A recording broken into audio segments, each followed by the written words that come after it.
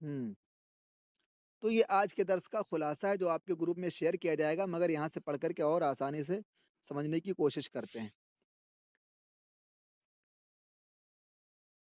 سوال: کیا ہر عورت سے نکاح جائز ہے؟ جواب: نہیں۔ کچھ عورتیں ایسی ہیں جن سے ہمیشہ کے لیے نکاح حرام ہے، ان کو محرم عورتیں کہتے ہیں،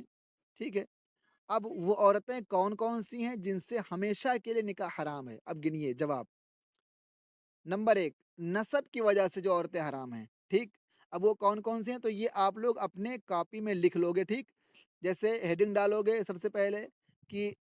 کتنی ایسی عورتیں ہیں جن سے نکاح ہمیشہ کے لیے حرام ہے۔ اب اس کے بعد جواب میں لکھو گے یعنی اے کر کے یا بی کر کے یا الف بنا کر کے کام دے گا، جیسے لکھا ہے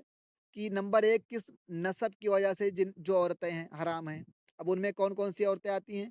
تو ماں، دادی، نانی، بیٹی، پوتی، نواسی، بہن، پھوپھی، خالہ، بھتیجی، بھانجی، یہ نسب کے اعتبار سے حرام ہیں۔ نمبر دوسری قسم ہے کہ دودھ کی طرف سے، ٹھیک ہے، یعنی دودھ والے نسبت کی طرف سے، بیٹا کسی کا مگر کسی کا دودھ پیا، تو رضائی ماں یعنی جس نے دودھ پلایا وہ ماں، رضائی بہن، رضائی پھوپھی، رضائی خالہ، رضائی بھتیجی، رضائی بھانجی، تو ان سے یعنی دودھ پلانے والے رشتے میں جن سے نکاح حرام ہے وہ یہ بتا دیے گئے، ٹھیک ہے، کہ جو دودھ پینے کے رشتے سے ماں لگے، جو دودھ پینے کے رشتے کی طرف سے بہن لگے رشتے میں، جو دودھ پینے کی وجہ سے رشتے میں پھوپھی لگے، جو دودھ پینے کی وجہ سے رشتے میں خالہ لگے،